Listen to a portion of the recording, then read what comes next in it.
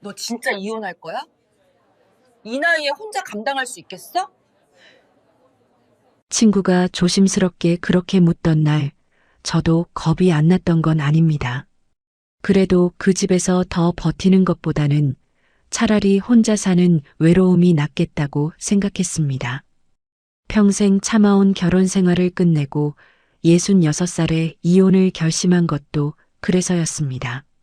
가진 돈은 넉넉하지 않았지만 국민연금만 꼬박 나오면 어떻게든 살아낼 수 있으리라 믿었습니다.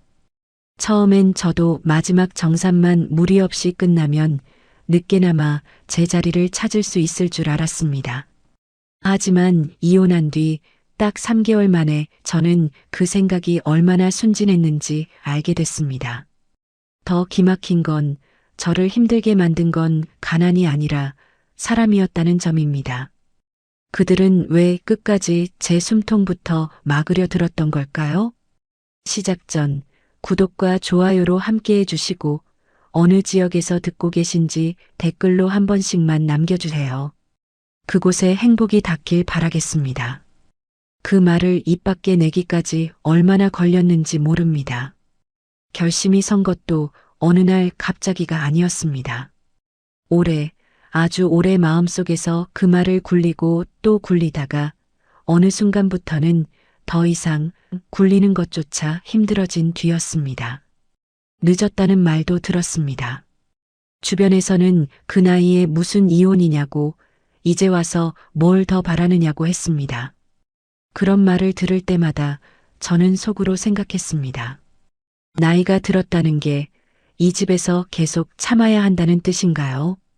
전 남편 박성호 씨와 산 세월이 짧지 않았습니다. 그 긴 시간 동안 그이는 생활비를 늘 자기 손에 쥐고 흔들었습니다. 제가 뭔가 필요하다 하면 그게 꼭 필요하냐는 말이 먼저 나왔고 살림을 하다 조금이라도 빈틈이 보이면 어김없이 면박이 돌아왔습니다. 처음에는 저도 그냥 참았습니다. 아이들도 있고 살림도 있고 체면도 있으니까요. 그런데 나이가 들수록 이상하게도 더 버티기가 힘들어졌습니다. 젊을 때는 아이들을 보면서라도 버텼는데 아이들이 다 크고 나서는 그 집에 남은 게 전 남편과 저뿐이었습니다. 그리고 그이와 단둘이 남은 집에서 저는 사람이 아니라 짐처럼 느껴질 때가 점점 더 많아졌습니다. 결심이 선 건 어느 저녁이었습니다. 밥상 앞에서 아무 말도 없이 앉아 있다가 문득 이런 생각이 들었습니다. 나는 지금 이 사람이 무섭다기보다 이 시간이 너무 길다. 두렵다기보다 너무 지쳐 있다. 그날 저는 밥을 반도 못 먹고 방에 들어가 누웠습니다. 그리고 오래오래 천장을 바라보다가 마음이 이상하게 조용해지는 걸 느꼈습니다. 그게 포기인지 결심인지 한참 헷갈렸는데 다음 날 아침이 되고 나서야 알았습니다. 포기는 눈을 감게 하지만 결심은 다시 눈을 뜨게 한다는 거요. 이혼 얘기를 꺼낼 때 전 남편은 처음엔 코웃음을 쳤습니다. 이 나이에 어딜 가겠냐. 나가봐야 갈 데도 없다. 그런 식이었습니다. 저는 떨지 않으려고 두 손을 무릎 위에 모은 채 말했습니다. 저도 이제는 제 길로 가고 싶다고요. 그이는 한참 저를 쳐다보더니 그냥 텔레비전을 켰습니다. 그날 이후 집 안 분위기가 묘하게 굳어졌고 서류 절차를 밟기까지 몇 달이 더 걸렸습니다. 긴 과정이었지만 저는 물러서지 않았습니다. 이혼을 앞두고 저는 계산을 했습니다. 모자란 살림이었지만 국민연금이 꼬박꼬박 나오고 있었고 월세가 너무 비싸지만 않으면 작은 방 하나는 구할 수 있겠다 싶었습니다. 큰 돈을 바란 게 아니었습니다. 밥은 제가 해먹을 수 있고 몸은 건강하고 마음만 편하면 어떻게든 살 수 있다고 생각했습니다. 제가 믿은 건 그것 하나였습니다. 딱 제 숨통만은 트일 최소한의 버팀목. 그 정도면 충분하다고 스스로를 다독였습니다. 그리고 이혼 정리 과정에서 전 남편과 한 가지 약속을 받아뒀습니다. 우리가 살던 집 보증금 가운데 제 몫은 나중에라도 정산해서 주겠다는 말이었습니다. 바로는 어렵더라도 3달 안에는 해결해 주겠다고 그이가 직접 문자로도 남겼습니다. 저는 마지막까지 일을 크게 만들고 싶지 않았습니다. 같이 살아온 세월이 있고 아무리 끝이 나쁘더라도 그 정도 약속은 지키겠지 싶었습니다. 그 말을 믿었습니다. 아니, 믿고 싶었습니다. 짐을 정리하는 날은 생각보다 서럽지 않았습니다. 그릇 하나, 이불 하나, 손때 묻은 냄비 하나를 꺼내 박스에 담으면서도 눈물은 나지 않았습니다. 오히려 손이 멈추지 않고 계속 움직였습니다. 오래 붙잡고 있을 힘이 없었던 건지 아니면 빨리 나가고 싶다는 마음이 더 컸던 건지 저도 잘 모르겠습니다. 다만 박스 테이프를 붙이면서 이 물건들이 내 것이구나 하는 생각이 드는데 그게 이상하게 위로가 됐습니다. 내 이름으로 남은 것들이 그래도 있다는 게요. 부동산은 몇 군데 돌았습니다. 국민연금에 맞는 작은 원룸을 보러 다녔는데 생각보다 선택지가 없었습니다. 그래도 한 군데 햇빛이 드는 방향에 창문이 하나 달린 원룸을 받았습니다. 보증금이 부담스럽지 않은 건 아니었지만 전 남편이 정산해 주기로 한 금액이 있으면 어떻게든 맞출 수 있는 수준이었습니다. 저는 그 방을 보면서 여기다 싶었습니다. 넓지도 않고 특별하지도 않지만 내 물건을 내 자리에 놓을 수 있는 곳. 그걸로 충분하다고 생각했습니다. 그런데 한 달이 지나면서 이상한 기운이 느껴지기 시작했습니다. 전 남편에게 정산 날짜를 물으면 말이 매번 조금씩 달랐습니다. 이번 주는 어렵다. 다음 주쯤엔 될 것 같다. 생각보다 돈이 늦게 들어온다. 이런 식이었습니다. 처음엔 정말 사정이 있나 보다 했습니다. 사람 일이라는 게 늘 계획대로 되지 않는다는 건 저도 압니다. 그래서 한 번, 두 번은 그냥 기다렸습니다. 그런데 2달이 지나도 상황은 달라지지 않았습니다. 제가 봐둔 방이 언제까지나 기다려주지는 않는다는 걸 저도 알고 있었습니다. 부동산에서도 슬슬 눈치를 주기 시작했고 저는 조금 더 서두를 필요가 있다고 전 남편에게 다시 전화를 했습니다. 그런데 그이는 이번에도 별일 아닌 것처럼 받아쳤습니다. 조금만 더 기다려달라. 다 해결될 거다.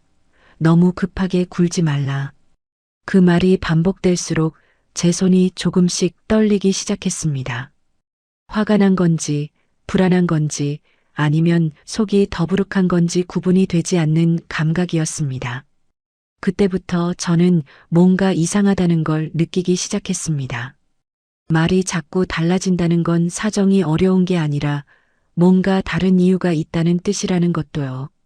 하지만 그 순간에는 아직 확신할 수 없었습니다.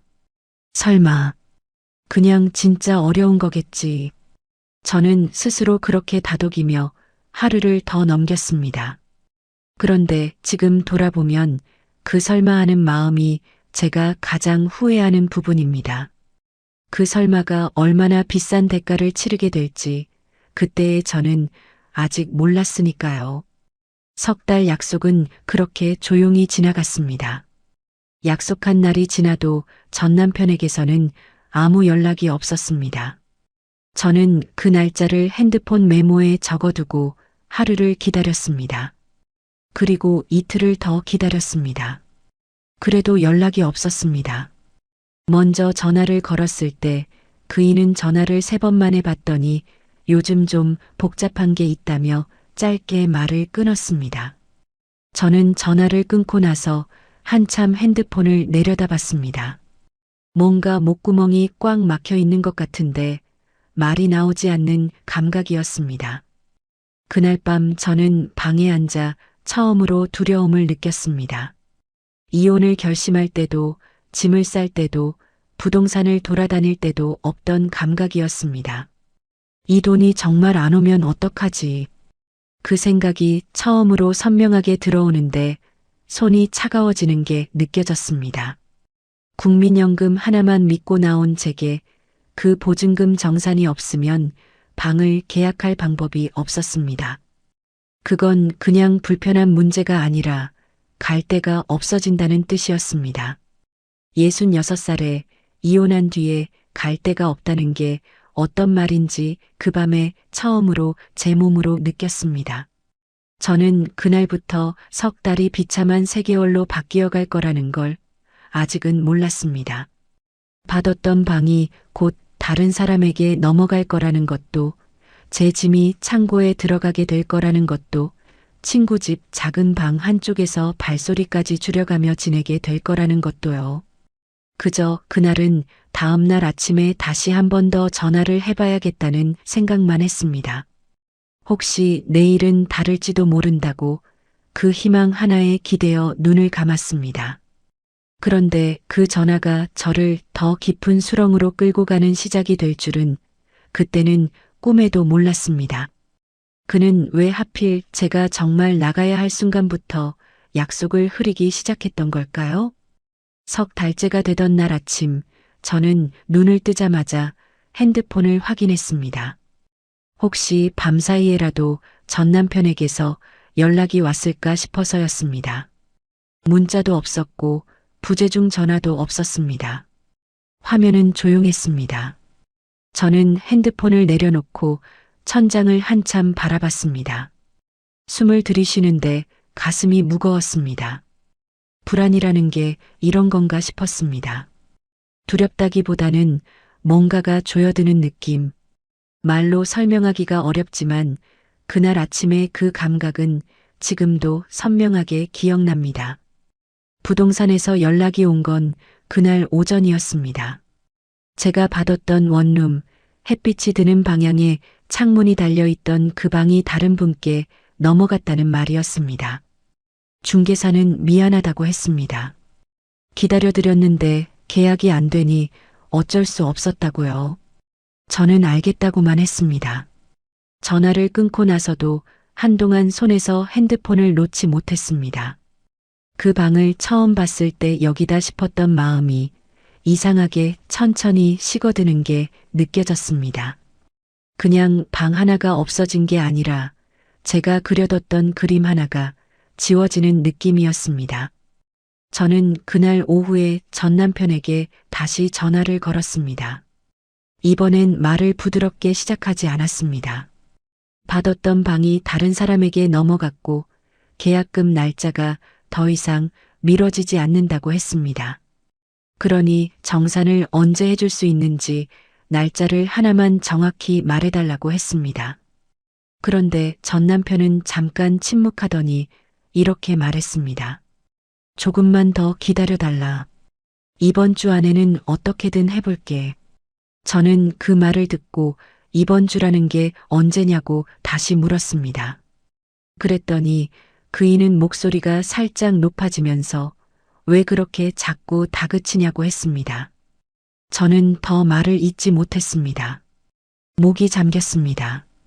다그치는 게 아니라 집이 없어졌다고 말하고 싶었는데 그 말이 입 밖으로 나오지 않았습니다. 결국 저는 큰 짐을 보관 창고에 맡겨야 했습니다. 냉장고, 장롱, 오래 썼던 식탁, 그리고 결혼할 때 혼수로 들여왔던 이불장까지요. 혼수라는 말이 그날따라 낯설게 느껴졌습니다. 그게 제 물건인데도 지금은 제가 가져갈 곳이 없다는 사실이 이상하게 실감이 되지 않았습니다. 보관창고 직원이 박스개수를 세는 동안 저는 그냥 멍하니 서 있었습니다. 보관료가 나왔을 때는 숫자가 눈에 들어오긴 했는데 그게 아깝다는 생각보다 앞으로 이걸 얼마나 더 내야 하는 건지가 먼저 떠올랐습니다. 박스에 담긴 옷가지와 이불, 그릇 몇 개만 따로 빼서 친구 오미자 집으로 갔습니다. 오미자는 제가 전화했을 때 잠깐의 침묵도 없이 바로 말했습니다. 와. 그 말 한마디였습니다. 설명할 필요도 없이 바로 와라고 한 친구였습니다. 그 말을 듣는 순간 눈물이 날 것 같았는데 저는 꾹 참았습니다. 이제 울면 안 된다고 생각했습니다. 이상하게도 그때부터 눈물을 아껴야 한다는 생각이 들었습니다. 울고 나면 흐물거릴 것 같아서요. 친구 집에 처음 도착했을 때 미자는 반찬도 몇 가지 더 꺼내놓고 밥상을 차려줬습니다. 아무 말 없이 밥을 먹는데 그 시간이 따뜻하면서도 어딘가 서늘했습니다. 여기는 내 집이 아니구나 하는 생각이 밥숟가락을 들다가 불쑥 올라왔습니다. 미자가 나쁜 사람이어서가 아닙니다. 오히려 너무 잘해줘서 고마우면서도 더 눈치가 보였습니다. 잘해주는 사람에게 폐를 끼친다는 게 모르는 사람에게 피해를 준다는 것보다 더 마음이 무거울 때가 있거든요. 처음 며칠은 그래도 버텼습니다. 미자 남편이 출근하기 전에 먼저 일어나 화장실을 비켜줬고 아침상도 같이 차렸습니다. 빨랫감이 보이면 손이 먼저 갔고 설거지도 제가 먼저 했습니다. 그래야 좀 덜 민폐 같았습니다. 저도 알거든요. 며칠은 몰라도 보름을 넘기면 남의 집이라는 게 숨 쉬는 것까지 조심스러워진다는 걸요. 그걸 알면서도 갈 곳이 없으니 거기 있을 수밖에 없었습니다. 밤이 가장 힘들었습니다. 낮에는 움직이면 되니까 어떻게든 버텼는데 불 끄고 누우면 생각이 멈추질 않았습니다. 제 짐은 창고에 있고 제 몸은 친구 집에 있고 정작 저는 어디에도 완전히 속한 사람이 아닌 것 같았습니다. 비참하다는 말이 이런 뜻이구나. 그때부터 조금씩 알기 시작했습니다. 비참한 게 꼭 굶주리거나 아픈 것만은 아니더라고요. 완전히 내 것인 공간이 하나도 없다는 것, 그게 사람을 이렇게 작아지게 만든다는 걸 그 밤들에 처음 배웠습니다. 전화 한 통도 방문을 닫고 받았습니다. 목소리를 낮게 깔고 되도록 짧게 끊었습니다. 불을 오래 켜두는 것도 눈치가 보여서 밤에는 핸드폰 화면 빛으로 문자를 읽었습니다. 그때 전 남편이 보낸 문자들을 다시 읽었습니다. 날짜 순으로 하나씩 넘기다 보면 처음엔 분명히 석 달 안에 정산해준다고 했는데 갈수록 말이 흐릿해지는 게 보였습니다. 빨리는 어렵다, 사정이 있다, 기다려달라. 그 말들이 반복될수록 뭔가 단단한 게 제 안에서 조금씩 굳어지는 느낌이 들었습니다. 화가 아니었습니다. 결심 같은 것이었습니다. 그런데 그 무렵 전 남편 누나 박정혜 씨에게 전화가 왔습니다. 저는 그 번호를 보는 순간부터 손이 살짝 굳었습니다. 받았더니 첫 마디가 이랬습니다. 그 나이에 혼자 나가 산다고 큰 소리 치더니 왜 이렇게 조급하냐? 저는 순간 말문이 막혔습니다. 조급하다는 말이 귓가에서 맴돌았습니다. 제가 조급한 게 아니라 갈 집이 없어진 거라고 설명하려는데 목이 꽉 잠기는 게 느껴졌습니다. 그래서 저는 차분하게 말했습니다. 보증금 정산이 있어야 방을 구할 수 있고 석 달 약속이 지났다고요. 그런데 그쪽은 자꾸 말을 돌렸습니다. 성호도 사정이 있다. 왜 그렇게 재촉하냐? 가족끼리 너무 야박하게 구는 거 아니냐? 저는 그 말을 들으면서 이상한 기분이 들었습니다. 제게 줄 돈을 미루고 있는 사람을 제가 왜 가족처럼 기다려줘야 하는지요. 이미 이혼한 사이인데 가족이라는 말을 이렇게 쓰는 건 참 편리하다는 생각이 들었습니다. 필요할 때만 가족이고 책임질 때는 남인 셈이니까요. 전화를 끊고 나서 저는 한참 앉아 있었습니다. 친구 집 작은 방에 박스를 옆에 두고 앉아 있었습니다. 짐 보관증이 든 봉투가 보였습니다. 이삿짐 센터에서 예약이 취소됐을 때 받은 문자도 핸드폰에 그대로 남아 있었습니다. 저는 그걸 보면서 이상하게 생각했습니다. 조급한 사람은 저인데 부끄러운 사람도 저여야 하는 건가요? 제 돈을 받아야 하는 사람이 저인데 왜 제가 더 숨죽여야 하는 건지요? 그날 밤 미자가 차를 한 잔 가져다 줬습니다. 아무 말 없이 내려놓고 나갔습니다. 저는 그 따뜻한 잔을 두 손으로 감싸 쥐고 한참 있었습니다. 이 온기가 얼마나 오래 갈 수 있을까? 그게 찻잔 얘기가 아니라는 걸 저도 알면서 그냥 그렇게 생각했습니다. 저는 그때까지도 전 남편이 사정이 생긴 거라고, 진짜로 여유가 없는 거라고 믿으려 했습니다. 일부러 버티는 사람이라고는 생각하지 않으려 했습니다. 그런데 그날 박정혜 씨 전화를 받고 나서 처음으로 이게 사정이 아닐 수도 있다는 생각이 머릿속에 들어왔습니다. 사정이 어려운 사람은 미안해합니다. 그런데 그쪽에서 온 말은 미안함이 아니라 핀잔이었습니다. 그 온도 차이가 이상하게 오래 남았습니다. 이튿날도 그 다음 날도 연락은 없었습니다.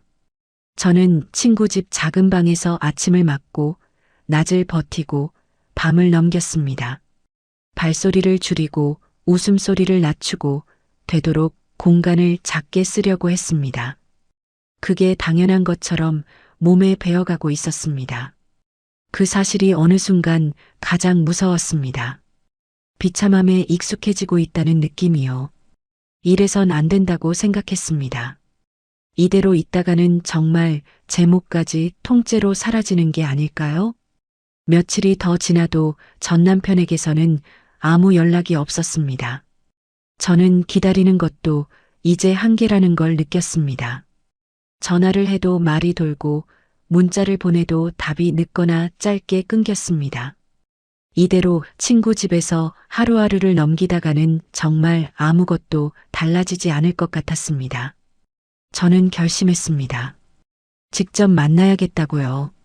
전화로는 피하면 그만이지만 얼굴을 마주하면 그래도 제대로 된 답을 들을 수 있지 않을까 싶었습니다. 아니, 솔직히는 그것보다도 그냥 더 이상 기다리고만 있는 제 자신이 견디기 힘들었습니다. 전 남편이 자주 다닌다는 동네가 있었습니다. 오래 살았던 동네라 얼굴 아는 사람도 있고 부동산 중개소도 그쪽을 자주 들른다는 걸 알고 있었습니다.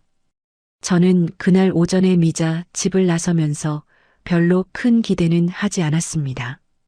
혹시 마주치면 이야기를 나눠보고 아니면 따로 연락을 해보자는 생각이었습니다. 가방 안에는 그동안 모아둔 문자 내용을 출력해 넣은 서류 봉투가 하나 들어 있었습니다. 딱히 뭔가를 하려고 가져간 건 아니었습니다. 그냥 제가 혼자 읽으려고 정리해둔 것들이었습니다. 그런데 정말 우연히 마주쳤습니다. 부동산 중개소 바로 앞 골목에서였습니다. 전 남편은 중개소 직원과 이야기를 나누며 나오다가 저를 보더니 잠깐 멈췄습니다. 저도 멈췄습니다.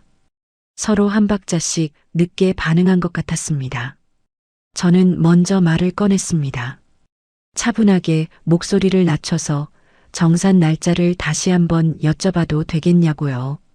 약속하신 석 달이 지났고 저도 더는 미룰 수가 없는 상황이라고 했습니다. 그렇게 많은 말을 한 것도 아니었습니다. 딱 그것 하나였습니다. 그런데 전 남편의 얼굴이 순간 확 굳었습니다. 그리고 그이가 한 행동은 제가 예상하지 못한 것이었습니다. 목소리를 낮추는 게 아니라 오히려 높였습니다. 그것도 중개소 직원이 있는 자리에서 드나드는 사람들이 들릴 만한 크기로요. 이혼해놓고도 돈 때문에 사람을 이렇게 들들 볶느냐? 당신은 끝까지 돈 얘기밖에 없냐? 그 말이 골목에 퍼졌습니다. 저는 그 순간 손에 들고 있던 서류 봉투를 꽉 쥐었습니다. 손이 떨렸습니다. 얼굴이 화끈거렸습니다. 중개소 직원이 저를 보고 있었고 마침 그 앞을 지나던 사람들도 걸음을 늦추며 이쪽을 쳐다봤습니다. 저는 바로 말을 받아치지 못했습니다. 아무 말도 나오지 않았습니다. 제가 한 말은 약속하신 정산 날짜 하나였는데 어느새 저는 사람들 앞에서 이혼한 뒤에도 돈을 들들 볶는 여자가 되어 있었습니다. 억울하다는 말이 맞는지도 모르겠습니다. 그 자리에 서 있는 동안은 억울함보다 창피함이 더 컸습니다. 왜 창피해야 하는지 이유도 모르면서 그냥 얼굴이 달아올랐습니다. 저는 그대로 몇 초를 서 있다가 조용히 돌아섰습니다. 더 말을 하면 더 나빠질 것 같았습니다. 그 자리를 빨리 벗어나는 게 맞다고 몸이 먼저 판단했습니다. 돌아오는 길이 얼마나 길게 느껴졌는지 모릅니다. 버스를 탔는데 어느 정류장에서 내렸는지도 잘 기억이 나지 않습니다. 걸어오면서도 그 말이 자꾸 귀에서 맴돌았습니다. 돈 때문에 들들 볶는다. 끝까지 돈 얘기밖에 없다. 저는 걸으면서 속으로 되물었습니다. 제가 그런 사람인가? 정말 제가 그렇게 보였던 걸까? 그 생각이 드는 순간이 가장 서러웠습니다. 제 잘못이 뭔지도 모르면서 제가 잘못한 것 같은 기분이 드는 그 순간이요. 친구 집에 돌아와서도 한동안 아무 말을 하지 않았습니다. 미자가 눈치를 채고 슬쩍 물었습니다. 괜찮아? 저는 괜찮다고 했습니다. 실제로 괜찮지는 않았지만 그 이야기를 처음부터 꺼내려면 너무 많은 말이 필요할 것 같았습니다. 저는 방에 들어가 가방을 내려놓고 앉았습니다. 그리고 핸드폰을 꺼내 전 남편이 보낸 문자들을 다시 펼쳤습니다. 아까 길에서 꽉 쥐고 있던 서류 봉투도 꺼냈습니다. 손이 아직 약간 떨렸습니다. 문자를 하나씩 읽어내려가면서 저는 정신이 번쩍 들었습니다. 3달 안에는 정리해 줄게. 날짜만 조금 미뤄달라. 당신 몫은 따로 빼둘 거야. 그 문자들이 날짜 순서대로 그대로 남아 있었습니다. 글자 하나 지워지지 않고요. 저는 그걸 보면서 처음으로 이런 생각이 들었습니다. 나는 아무 근거도 없이 때를 쓴 게 아니다. 약속이 있었고, 기한이 있었고, 그 기한이 지났다. 저는 그냥 당연한 걸 물은 것뿐이다. 그 생각이 드는데 이상하게 눈물이 나는 게 아니라 오히려 마음이 조금 단단해지는 느낌이 들었습니다. 그러다가 한 가지가 더 선명하게 보이기 시작했습니다. 전 남편이 왜 그 자리에서 일부러 큰 소리를 쳤는지요. 조용히 피하거나 모른 척할 수도 있었는데 굳이 사람들이 있는 자리에서 목소리를 높인 이유가 뭔지요. 그건 억울해서 터져나온 말이 아니었습니다. 계산된 말이었습니다. 저를 돈 밝히는 사람으로 만들어버리면 제가 더 이상 따지기 어려워진다는 걸 알고 있던 거였습니다. 사람들 앞에서 한번 그렇게 찍히면 제가 다시 정산을 요구할 때마다 저는 또 그 자리에 여자가 되는 거니까요. 그 계산이 보이는 순간 손끝이 싸늘해졌습니다. 그리고 며칠 뒤 이상한 소문이 들려왔습니다. 전 남편이 주변 사람들에게 제가 이혼한 뒤에도 돈을 더 뜯어내려 한다는 식으로 말하고 다닌다는 얘기였습니다. 처음 그 말을 전해 들었을 때 저는 어이가 없어서 한동안 아무것도 할 수가 없었습니다. 말이 나오지 않는 게 아니라 뭐라고 해야 할지를 몰랐습니다.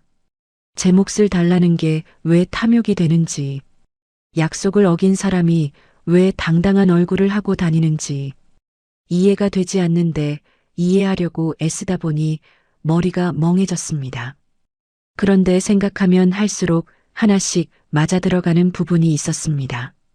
처음부터 말이 자꾸 달라졌던 것, 제가 방계약을 서둘러야 한다고 해도 별일 아닌 것처럼 넘겼던 것, 가리고 사람들 앞에서 갑자기 큰 소리를 쳤던 것까지요. 그게 다 이어지는 그림이었습니다. 저를 조급한 사람, 돈만 밝히는 사람으로 만들어두면 정작 자신이 약속을 어겨도 피해자처럼 보일 수 있다는 걸 알고 있던 거였습니다. 그게 처음부터 계획이었는지 아니면 상황이 그렇게 흘러가다 보니 그 방법을 쓴 건지는 모르겠습니다. 하지만 어느 쪽이든 그 판에서 저는 처음부터 불리한 위치에 서 있었다는 건 분명했습니다. 그날 밤 저는 오래 잠을 이루지 못했습니다. 천장을 보면서 자꾸 그 골목 장면이 떠올랐습니다. 제가 서류 봉투를 쥐고 서 있던 것, 사람들이 저를 쳐다보던 것, 얼굴이 화끈거리던 것. 그런데 시간이 지날수록 창피함보다 다른 감각이 더 올라왔습니다. 분하다는 말도 아니고 억울하다는 말도 아니었습니다. 그냥 이건 아니다 싶은 마음이었습니다. 제가 뭔가 잘못한 게 없는데 잘못한 사람처럼 취급받아야 한다는 게 이건 아니다 싶었습니다. 저는 그날 밤 핸드폰을 꺼내 문자들을 다시 한번 읽었습니다. 그리고 그 문자들을 날짜별로 다시 정리하기 시작했습니다. 메모 앱에 날짜를 적고 그이가 한 말을 짧게 옮겨 썼습니다. 통화한 날짜도 적었습니다. 방이 넘어간 날짜도 적었습니다. 창고에 짐을 맡긴 날짜도요. 처음엔 그냥 제 머릿속을 정리하려고 시작한 일이었습니다. 그런데 하나씩 쓰다 보니 이게 그냥 정리가 아니라 기록이라는 걸 알았습니다. 사건 순서가 눈에 보이기 시작했고 어디서 무엇이 어긋났는지도 보였습니다. 손이 더 이상 떨리지 않았습니다. 저는 그때 처음으로 생각했습니다. 감정으로는 이 사람을 이길 수 없겠다. 억울해하고 서러워해봤자 그쪽은 끄떡도 하지 않는다. 그렇다면 내가 할 수 있는 건 하나다. 기록을 남기고 근거를 쥐는 것. 그 생각이 드는 순간 제 안에서 뭔가가 바뀌었습니다. 무너지는 게 아니라 조용히 굳어지는 느낌이었습니다. 그는 왜 굳이 사람들 앞에서 저를 망신 주려 했던 걸까요? 그 대답을 저는 이제 알 것 같았습니다. 그리고 그 대답을 안 순간부터 저는 더 이상 그냥 기다리지 않기로 했습니다. 그날 이후 저는 달라지기 시작했습니다. 달라졌다고 해서 갑자기 용감해진 건 아니었습니다. 목소리가 커진 것도 아니고 당장 뭔가를 행동으로 옮긴 것도 아니었습니다. 다만 보는 방식이 달라졌습니다. 전 남편이 한 말들을, 그동안 있었던 일들을 예전에는 그냥 사정이 있겠거니 하고 넘겼다면 이제는 하나씩 다시 들여다보기 시작했습니다. 감정이 아니라 순서로 보기 시작했다는 게 맞는 표현일 것 같습니다. 언제 무슨 말을 했고 그 다음에 무슨 일이 생겼고 그게 어떻게 이어졌는지를요. 문자 날짜를 다시 정리했습니다. 통화한 시점도 다시 확인했습니다. 전 남편이 정산을 미루기 시작한 게 정확히 언제부터였는지, 처음에 한 말과 나중에 한 말이 어떻게 달라졌는지를 옆에 나란히 두고 봤습니다. 그렇게 보니 처음엔 보이지 않던 것들이 하나씩 드러났습니다. 이번 주가 어렵다던 말이 다음엔 이번 달이 어렵다는 말이 됐고, 그 다음엔 상황이 좀 정리되면 한다는 말로 바뀌었습니다. 기한이 점점 뒤로 밀리는 게, 말의 온도가 조금씩 낮아지는 게 나란히 놓고 보니 선명하게 보였습니다. 그러다가 우연히 들은 이야기 하나가 마음에 걸렸습니다. 전 남편 조카 얘기였습니다. 그 무렵 조카가 급하게 사업자금 때문에 돈을 돌렸다는 말을 주변에서 주워 들은 게 있었습니다. 처음엔 그냥 흘려들었습니다. 남의 집 사정이고 저와 직접 상관이 있는 일도 아니라고 생각했습니다. 그런데 날짜를 맞춰보다가 멈칫했습니다. 조카 이야기가 나오기 시작한 시점과 전 남편이 저에게 정산을 미루기 시작한 시점이 거의 겹쳤습니다. 우연이라고 하기엔 타이밍이 너무 맞았습니다. 처음엔 설마 했습니다. 설마 제 몫으로 줘야 할 돈을 다른데 먼저 쓴 건 아니겠지. 그건 너무한 거 아닌가. 저는 스스로 그 생각을 밀어냈습니다. 그래도 같이 산 세월이 있는데 아무리 이혼한 사이라도 그 정도까지야 하겠느냐고요. 하지만 아무리 밀어내려 해도 그 생각은 자꾸 다시 돌아왔습니다. 사람이 뭔가를 부정하려고 자꾸 애를 써야 한다는 건 이미 어딘가에서는 그게 맞을 수도 있다는 걸 알고 있다는 뜻이거든요. 저는 그때부터 가장 현실적인 가능성을 생각해 보기 시작했습니다. 제 몫으로 줘야 할 돈을 이미 다른 구멍을 막는데 써버린 거구나. 그 생각이 자리를 잡는 순간 그동안 이해되지 않던 것들이 한꺼번에 맞아 들어갔습니다. 왜 처음엔 3달 안에 된다고 했다가 말이 자꾸 달라졌는지, 왜 제가 방계약을 서둘러야 한다고 해도 별일 아닌 것처럼 넘겼는지, 왜 사람들 앞에서 갑자기 큰 소리를 쳐서 저를 돈 밝히는 사람으로 만들려 했는지까지요. 돈이 없어서 못 주는 사람과 돈을 이미 다른 곳에 써버려서 못 주는 사람은 다릅니다. 전자는 미안해하지만 후자는 상대방을 나쁜 사람으로 만들어야 자기가 버틸 수 있습니다. 그이가 한 행동은 후자에 훨씬 가까웠습니다.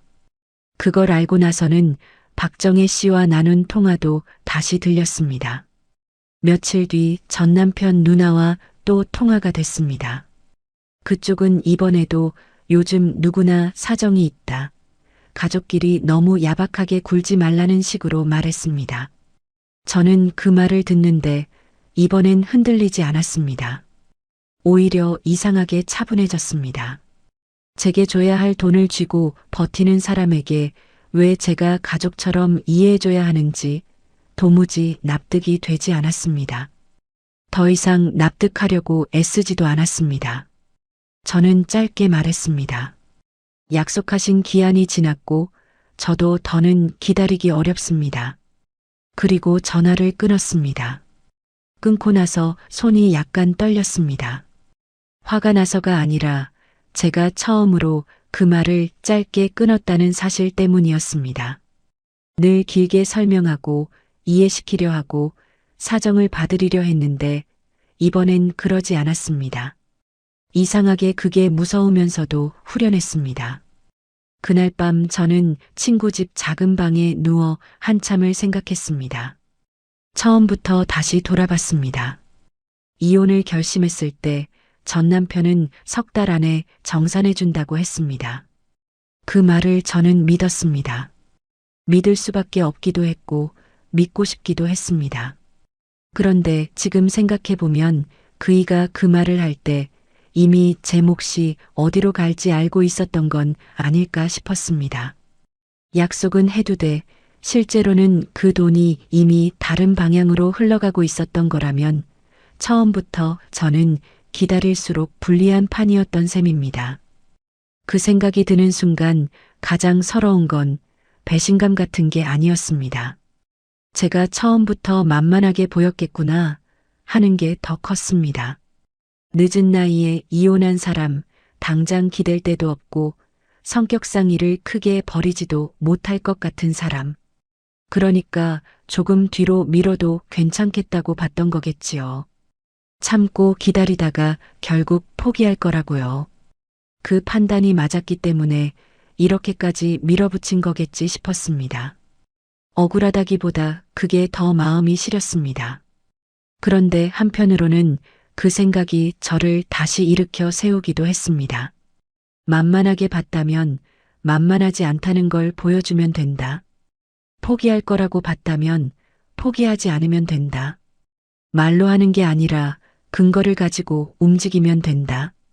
그 생각이 들어오자 머릿속이 이상하게 선명해졌습니다. 막막하던 게 조금 정리되는 느낌이었습니다. 여전히 두렵긴 했습니다. 제가 이런 걸 해본 적이 없으니까요. 하지만 이대로 있다가는 정말 아무것도 남지 않겠다는 건 더 분명했습니다. 저는 그날부터 하나씩 모으기 시작했습니다.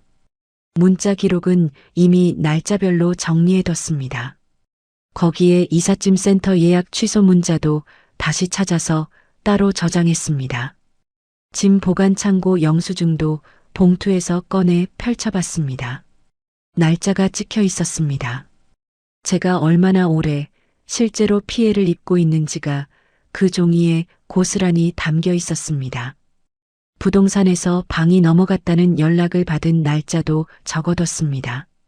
그리고 제가 받았던 방의 보증금 수준도 그게 전 남편 정산금과 얼마나 연결돼 있는지도 메모에 덧붙였습니다. 기록한다는 게 이렇게 다른 일인지 그때 처음 알았습니다. 머릿속으로 억울해하는 것과 날짜와 숫자로 적어두는 건 완전히 달랐습니다. 적어놓고 나면 감정이 빠지고 사실만 남았습니다. 그 사실이 차갑게 줄을 서 있는 게 이상하게 힘이 됐습니다. 제가 괜히 예민한 게 아니라는 걸 실제로 일어난 일들이 증명해주고 있었으니까요. 친구 미자는 어느 날 저녁 제가 방에서 뭔가를 적고 있는 걸 보고 조용히 물었습니다. 뭐 하는 거야? 저는 잠깐 생각하다가 말했습니다. 정리하는 거. 미자는 더 묻지 않았습니다. 그냥 차 한 잔 갖다 주고 나갔습니다. 그 차를 마시면서 저는 생각했습니다. 감정으로는 이 사람들에게 아무것도 얻을 수 없다. 사정을 봐달라고 해도, 억울하다고 해도, 울어도 아무 소용이 없다. 하지만 근거가 있으면 달라질 수 있다. 근거를 준 사람은 더 이상 쉽게 밀리지 않는다. 그렇게 스스로에게 말하면서도 한편으로는 두려웠습니다. 법이라는 말이 머릿속에 떠올랐습니다. 상담이라는 말도요. 그게 제 이야기가 될 거라고는 한 번도 생각해 본 적이 없었습니다. 이혼 전까지만 해도 저는 그런 일들이 남의 이야기라고 생각했습니다. 드라마에 나오거나 신문에 나오는 사람들 이야기라고요. 그런데 지금 제 손에 들린 영수증과 문자 기록을 보면서 그게 이미 제 이야기가 되어 있다는 걸 느꼈습니다. 내가 움직여야 한다. 기다리는 건 더 이상 방법이 아니다. 그 생각이 자리를 잡은 게 그날 밤이었습니다. 아직 뭘 어떻게 해야 하는지는 몰랐습니다. 하지만 적어도 이대로 눈치만 보면서 친구 집 작은 방에서 시간을 보내는 건 끝내야 한다는 건 알았습니다. 참고 기다릴수록 없어지는 건 제 시간과 제 체면뿐이라는 것도요. 저는 그날 밤 오랜만에 일찍 눈을 감았습니다. 잠이 쉽게 오지는 않았지만 뒤척이는 이유가 달라졌습니다. 불안이 아니라 뭔가를 준비하고 있다는 긴장감이었습니다. 끝까지 참으면 정말 제 목까지 통째로 사라지는 걸까요? 저는 그 대답을 직접 찾아보기로 했습니다. 움직이기로 결심하고 나서도 바로 행동으로 옮기지는 못했습니다. 며칠은 그냥 모아둔 기록을 들여다보기만 했습니다. 문자 정리해둔 메모를 열었다가 닫고 영수증 봉투를 꺼냈다가 다시 넣고 혼자 이걸 가지고 어디를 가야 하는 건지 가늠이 되지 않아서였습니다. 법이라는 말이 머릿속에 있기는 했는데 막상 어디서 시작해야 하는지를 몰랐습니다. 법원이라고 하면 소송 같은 게 떠오르고 그건 너무 큰일을 벌이는 것 같아서 겁이 났습니다. 변호사는 비용이 얼마나 드는지도 몰랐습니다. 저 같은 사람이 그런 데를 찾아가도 되는 건지 이상하게 그 생각부터 들었습니다. 그러다 미자가 법률 무료 상담이라는 걸 알려줬습니다. 어디서 들었는지 동사무소 쪽에서 연결해주는 곳이 있다고 했습니다. 거기서 먼저 이야기를 들어보고 판단하면 되지 않겠냐고요. 저는 처음엔 망설였습니다. 제 사정을 남한테 꺼내놓는 게 아직도 쉽지 않았습니다. 억울한 이야기를 입 밖에 내면 괜히 더 초라해지는 것 같은 느낌이 있었거든요. 그런데 미자가 조용히 말했습니다. 억울한 걸 혼자만 알고 있으면 억울한 것만 남는다고요. 그 말이 이상하게 마음에 박혔습니다. 저는 그날 오후에 전화를 했습니다. 상담 날짜를 잡고 나서 저는 다시 기록을 정리했습니다. 이번엔 혼자 보려고 정리한 게 아니라 누군가에게 설명하기 위한 정리였습니다. 문자 날짜와 내용을 순서대로 옮겨 적었습니다. 전 남편이 3달 안에 정산해주겠다고 한 문자, 날짜를 미뤄달라고 한 문자, 그리고 그 이후로 말이 점점 흐려진 것들까지요. 방계약이 깨진 날짜, 이삿짐 센터 예약 취소 문자, 창고 보관료 영수증도 따로 뽑아서 순서대로 끼워뒀습니다. 손으로 적으면서 보니 생각보다 기간이 길었습니다. 그 긴 시간 동안 제가 얼마나 실제로 피해를 입고 있었는지가 종이 위에 줄줄이 늘어섰습니다. 상담 당일 아침에는 이상하게 긴장이 됐습니다. 무슨 말을 들을지 몰라서였는지 아니면 제 사정이 실제로 어떻게 보일지가 두려워서였는지 모르겠습니다. 거울 앞에서 옷을 갈아입으면서 저는 속으로 생각했습니다. 울지 말자. 설명을 하다가 울어버리면 말이 흐트러지니까 꼭 필요한 것만 순서대로 차분하게. 그게 제가 스스로에게 한 다짐이었습니다. 상담 자리에서 저를 맞아준 분은 최도연 씨였습니다. 50대쯤 돼 보이는 법무사였습니다. 차분한 분이었습니다. 서두르는 기색 없이 앉아서 제 이야기를 들었습니다. 저는 처음으로 누군가 앞에서 울지 않고 제 상황을 처음부터 끝까지 설명했습니다. 이혼 당시 정산 약속이 있었던 것, 기한이 지났는데도 계속 말이 달라진 것, 방 계약이 깨진 것, 짐이 창고에 들어간 것, 친구 집에서 보름 넘게 지내고 있는 것까지요. 말하면서 손이 약간 떨리긴 했지만 목소리는 흔들리지 않았습니다. 최도연 씨는 제 이야기를 다 듣고 나서 잠깐 기록을 들여다봤습니다. 그리고 이렇게 말했습니다.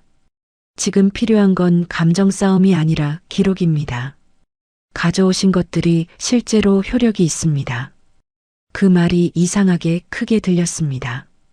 제가 괜히 예민하게 구는 게 아니라는 걸, 실제로 권리를 못 받고 있다는 걸 처음으로 또렷하게 확인받은 기분이었습니다. 눈물이 날 것 같았는데 이상하게 나오지는 않았습니다. 오히려 가슴 어딘가가 조용히 가라앉는 느낌이었습니다. 최도연 씨는 내용 증명에 대해 설명해 줬습니다. 법적인 절차를 바로 밟는 것보다 먼저 내용 증명을 보내는 게 현실적이라고 했습니다. 약속이 있었고 기한이 지났고 그로 인한 실질적인 피해가 있다는 것을 공식 문서로 상대방에게 전달하는 것이라고요. 그걸 받으면 상대방도 이게 감정 다툼이 아니라 공식적인 요구라는 걸 인식하게 된다고 했습니다. 법적 효력보다는 상대가 더 이상 모른 척할 수 없게 만드는 것에 가깝다고요. 저는 그 설명을 들으면서 고개를 끄덕였습니다. 이게 제가 할 수 있는 것이구나 싶었습니다.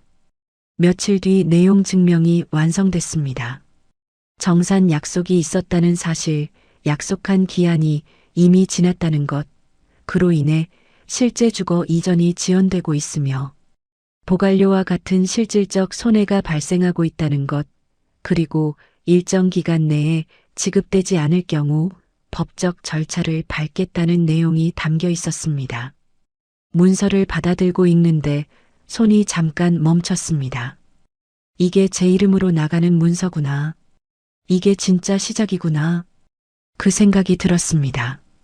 두렵지 않았다면 거짓말이겠지만 두렵다는 것보다 이걸 해야 한다는 게 더 분명했습니다. 내용 증명을 보낸 뒤 며칠이 지났습니다. 그동안 전 남편에게서는 아무 연락이 없었습니다. 저는 그 침묵이 어떤 의미인지 몰라서 하루하루가 길게 느껴졌습니다. 그냥 무시하는 건지 아니면 뭔가 생각하는 건지요. 미자한테도 특별히 말하지 않았습니다. 기다리는 동안은 조용히 있는 게 나을 것 같았습니다. 저는 그 며칠 동안 오히려 차분했습니다. 할 수 있는 걸 했다는 감각이 있었기 때문인지 전처럼 밤마다 뒤척이지는 않았습니다. 그런데 문서를 받고 나서 며칠 뒤 전 남편에게서 전화가 왔습니다.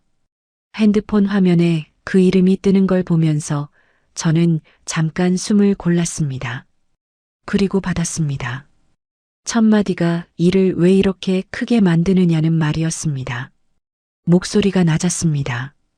그 전에 사람들 앞에서 큰 소리 치던 것과는 달랐습니다. 저는 조용히 들었습니다.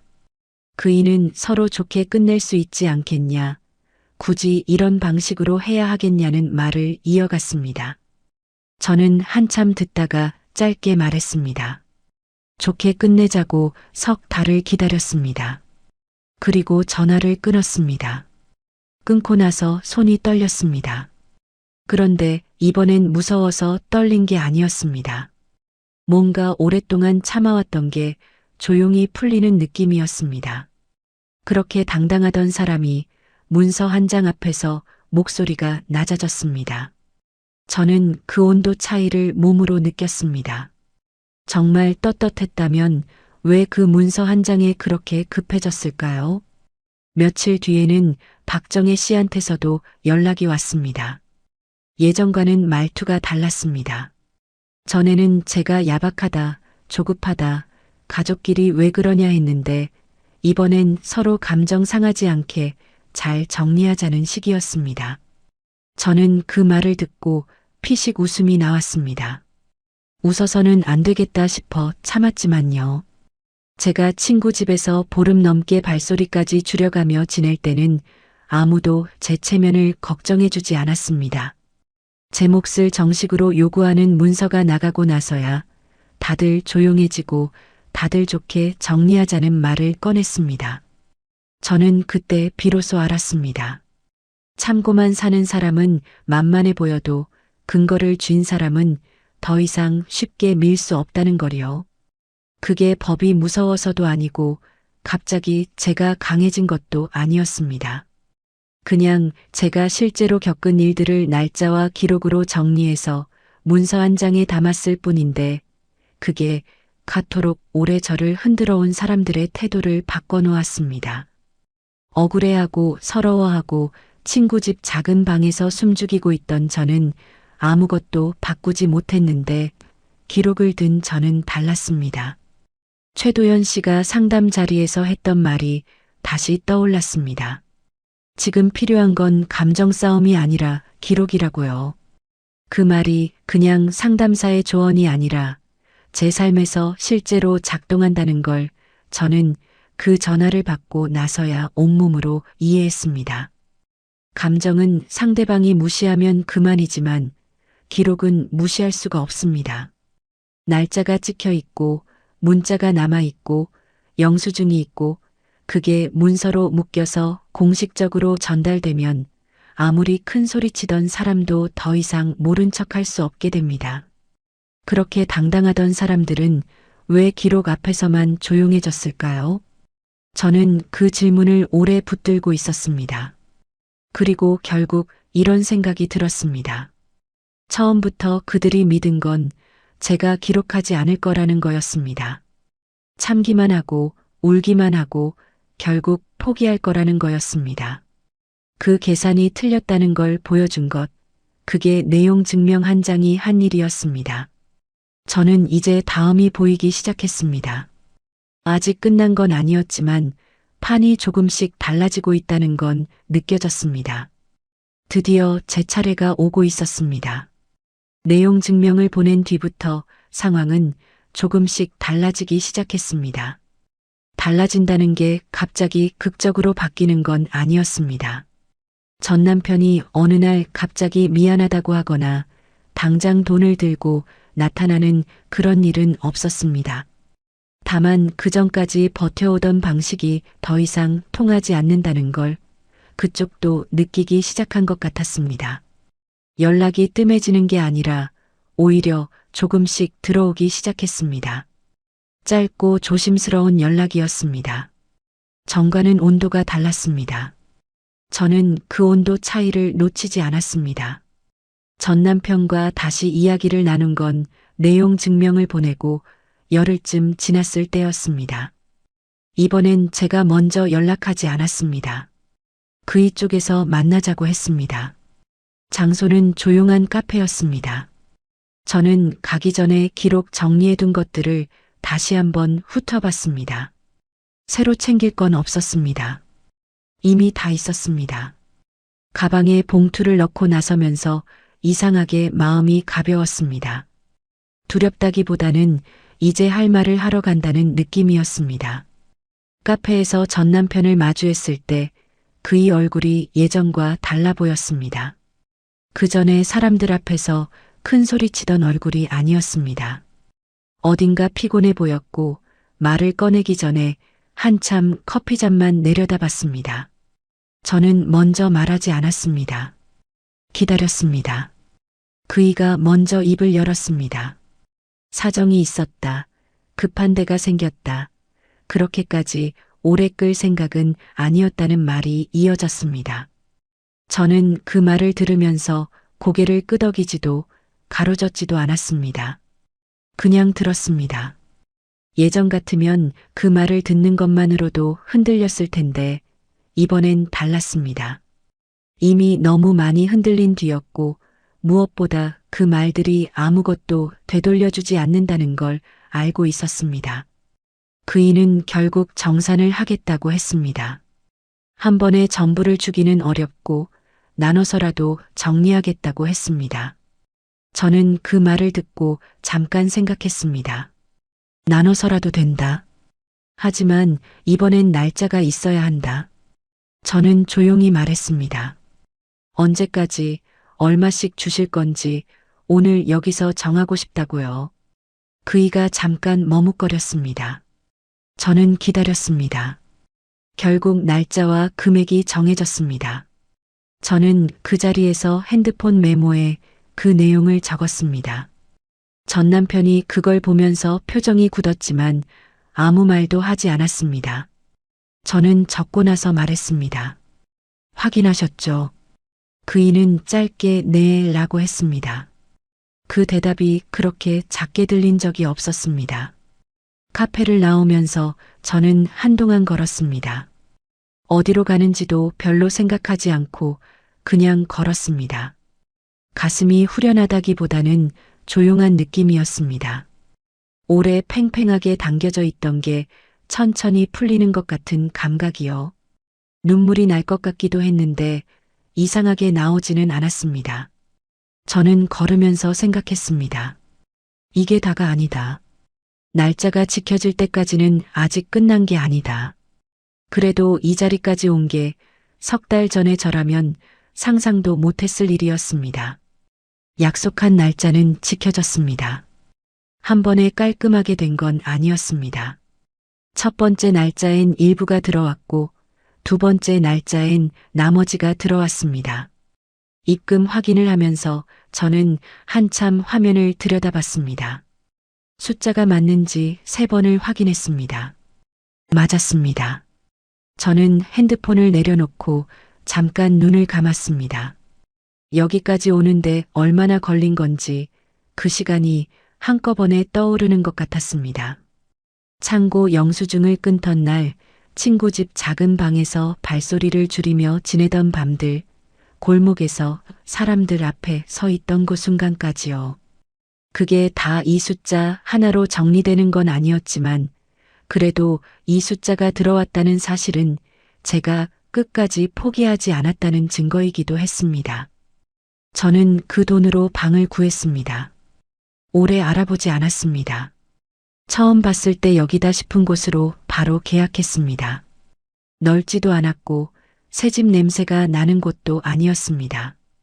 오래된 건물에 작은 창문 하나 달린 방이었습니다. 그래도 그곳은 제 집이었습니다. 제 이름으로 계약한, 제가 열쇠를 쥔 제 집이었습니다. 이사하던 날 창고에서 짐을 꺼내 옮겼습니다. 냉장고가 들어오고 장롱이 들어오고 오래 쓰던 식탁이 제자리를 잡는 걸 보면서 저는 그냥 서 있었습니다. 이 물건들이 창고 안에 있던 시간이 얼마나 됐는지 그게 생각났습니다. 기다렸다. 나도 기다리고 이 물건들도 기다렸다 싶었습니다. 처음 혼자 밥을 차려 먹던 날이 생각납니다. 냉장고에서 반찬 하나를 꺼내 밥을 퍼서 제 식탁에 앉아서 제 그릇에 담아서 먹었습니다. 특별한 반찬도 아니었고 맛있는 밥도 아니었습니다. 그런데 이상하게 눈물이 났습니다. 서러워서가 아니었습니다. 이제야 정말 끝났다는 생각이 들어서였습니다. 친구 집에서 눈치 보며 밥을 먹던 것도, 발소리를 줄이며 화장실을 쓰던 것도, 불을 오래 켜두지 못하던 밤들도 전부 이제 제 집 안에서는 필요 없는 일이 됐습니다. 제 컵을 아무데나 놔도 되고 늦은 밤 불을 켜도 눈치 볼 필요가 없고 누구에게 미안한 얼굴로 욕실 문을 두드리지 않아도 되는 곳이었습니다. 그게 그렇게 당연한 일인데 그 당연한 게 그렇게 오래 걸렸다는 게 눈물이 났습니다. 미자가 이사하고 며칠 뒤 집에 왔습니다. 작은 화분 하나를 들고 왔습니다. 들어와서 이것저것 둘러보더니 한참 말이 없었습니다. 저도 말하지 않았습니다. 둘이 그냥 조용히 앉아 있다가 미자가 입을 열었습니다. 그래도 나오길 잘했다. 짧은 말이었습니다. 저는 그 말을 듣고 한참 있다가 웃었습니다. 웃음이 나오는데 목이 살짝 잠겼습니다. 정말 그랬습니다. 늦었지만 그래도 나오길 잘했습니다. 지나고 보니 비참했던 건 가난이 아니었습니다. 돈이 부족한 게 저를 무너뜨린 게 아니었습니다. 제 몫을 요구했다는 이유로 사람들 앞에서 탐욕스러운 사람처럼 취급받고 잘못한 사람은 따로 있는데 제가 숨어서 지내야 했던 그 시간이 저를 가장 무너뜨렸습니다. 내가 나쁜 사람이 아닌데 나쁜 사람처럼 느껴지도록 만드는 것, 그게 진짜 비참함이었습니다. 돈이 없어서 창고에 짐을 넣은 게 서러운 게 아니라 그 영수증을 끊으면서 저는 아직 아무것도 잘못하지 않았는데 왜 이 자리에 있어야 하나 싶은 게 서러웠습니다. 하지만 그 비참한 석 달이 있었기에 저는 배운 것도 있습니다. 사람은 나이가 들어도 가진 게 넉넉하지 않아도 자기 몫을 지켜야 비로소 덜 비참해진다는 거요. 그리고 자기 몫을 지키는 건 목소리를 높이는 것도 아니고 감정을 쏟아내는 것도 아니었습니다. 그냥 있었던 일을 날짜와 함께 적어두는 것, 약속이 담긴 문자를 지우지 않는 것, 영수증 한 장을 버리지 않고 봉투에 넣어두는 것이었습니다. 그 작은 것들이 모여서 저를 지켜줬습니다. 최도연 씨가 상담 자리에서 했던 말이 지금도 귀에 남아 있습니다. 지금 필요한 건 감정 싸움이 아니라 기록입니다. 그 말이 제 삶에서 실제로 작동했습니다. 억울해하고 서러워하는 동안은 아무것도 바뀌지 않았는데 기록을 들고 움직이기 시작하면서 판이 달라졌습니다. 저는 그걸 몸으로 배웠습니다. 누가 가르쳐 준 게 아니라 그 비참한 석 달을 직접 통과하면서요. 이제 아침이면 제 집 창문으로 햇빛이 들어옵니다. 넓지 않아도 새 집이 아니어도 그 햇빛이 제 것이라는 게 이상하게 매일 새롭습니다. 국민연금이 들어오는 날이면 월세를 먼저 챙기고 반찬 재료를 사고 나머지로 한 달을 삽니다. 넉넉하지는 않습니다. 그래도 이 살림이 제 살림이라는 게, 이 공간이 제 공간이라는 게, 그 사실 하나가 생각보다 많은 걸 버티게 해줍니다. 66살에 이혼하고 석 달을 비참하게 보내고 그 끝에 겨우 방 하나를 얻었습니다. 남들이 보면 별것 아닌 일처럼 보일 수도 있습니다. 하지만 저는 압니다. 그 방 하나가 저한테는 얼마나 긴 시간이 걸렸는지를요. 그리고 그 과정에서 제가 포기하지 않았다는 게 지금 이 아침 햇빛보다 더 제 마음을 단단하게 만들어준다는 것도요. 여러분이라면 저처럼 끝까지 기록을 모아 움직이셨을까요? 혹시 지금 비슷한 상황에 계신 분이 있다면 꼭 기억해 주셨으면 합니다. 억울함은 마음속에만 있으면 억울함으로 끝납니다. 하지만 기록이 되면 그건 근거가 됩니다. 그리고 근거를 가진 사람은 생각보다 훨씬 멀리 갈 수 있습니다. 비참했던 석 달 끝에 저는 겨우 제자리 하나를 되찾았습니다. 늦었지만 그래도 나오길 잘했습니다. 끝까지 시청해 주셔서 진심으로 감사합니다. 공감이 되셨다면 구독과 좋아요, 그리고 댓글로 여러분의 이야기도 나눠주세요. 여러분의 한마디가 저와 같은 상황에 계신 분들께 큰 힘이 됩니다.